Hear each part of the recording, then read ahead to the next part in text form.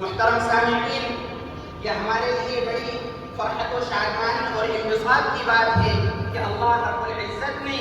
جن لوگوں کو حافظ قرآن بنایا ہے، سب سے پہلے اللہ رب العزت نے ان کا اصطفیٰ کیا، ان کا سلیکشن کیا۔ کیوں؟ قرآن کریم کی خود آیت کریمہ دوسری تفسیر میں ہے کہ ثم اورثنا الکتاب الذین اصطفینا من عبادنا، کہ یہ بندو یاد رکھو کہ جب ہم اپنے بندوں کا انتخاب کر لیتے ہیں اور ہماری نظر مرکوز ہو جاتی ہے ایسے بندوں پر جو اس قابل ہوتے ہیں کہ وہ قرآن کریم کو حفظ کریں، تو ثم اورثنا الکتاب الذین اصطفینا من عبادنا، کہ ہم ان کتاب کا وارث بنا دیتے ہیں، ہم ان تمام بندوں میں سے جن کا ہم نے اصطفیٰ کیا ہے، جن کا ہم نے انتخاب کیا ہے، ان کو وارث بنا دیتے ہیں۔ فَمِنْهُمْ ظَالِمٌ لِنَفْسِهِ وَمِنْهُمْ مُقْتَصِدٌ وَمِنْهُمْ سَابِقٌ بِالْخَيْرَاتِ۔ اب جب ہم نے وارث بنا دیا ہے تو اس میں لوگوں کی تین قسمیں ہو گئی۔ پہلی قسم تو وہ ہے جن کو اللہ رب العزت نے حفاظت قرآنی کے نور سے برابر کیا، لیکن وہ آگے چل کر قرآن کریم کو انہوں نے بلا دیا، تو فَمِنْهُمْ ظَالِمٌ لِنَفْسِهِ، وہ ہے کہ انہوں نے اپنی جان پر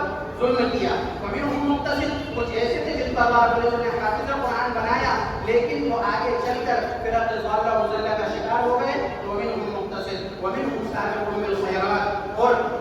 تیسری قسم ان لوگوں کی ہے جن کو اللہ رب العزت نے حافظ قرآن بنایا، اور حافظ قرآن بنانے کے ساتھ اللہ رب العزت نے انہیں یہ توفیق فراہم فرمائی کہ وہ قرآن کریم پر عمل بھی کرتے ہیں اور لوگوں کو تلقین بھی کرتے ہیں کہ وہ قرآن کریم کو سیکھے۔ گویا کہ کونوا قانتین، کہ تمہارا شمار